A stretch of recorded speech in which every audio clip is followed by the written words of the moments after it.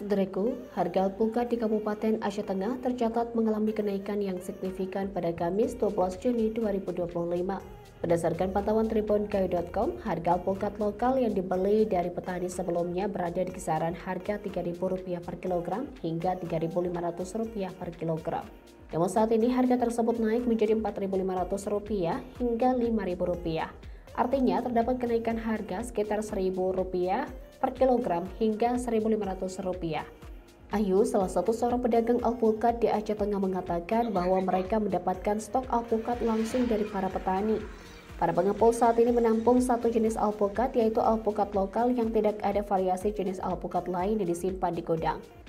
Kenaikan alpukat setelah lebaran mengalami kenaikan, di mana sebelumnya alpukat mengalami penurunan di mana harganya mencapai Rp3.000 hingga Rp3.500 per kilonya. Dan setelah lebaran, di sini alpukat mengalami kenaikan dengan harga Rp4.500 hingga mencapai Rp5.000 per kilonya. Pengaruh terhadap toke, di mana yang pertama toke mengalami kekurangan barang karena penjualan alpukat semakin meningkat. Di gudang ini kita cuma menampung satu jenis alpukat, di mana jenis alpukat tersebut bernama lokal.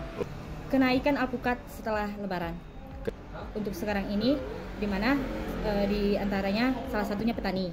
Kenaikan alpukat mulai terasa setelah lebaran.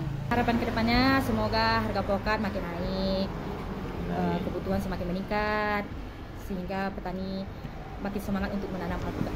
Menurutnya, meningkatnya harga alpukat disebabkan oleh tingginya minat pembeli yang berasal dari luar daerah dan terbatasnya stok alpukat di gudang.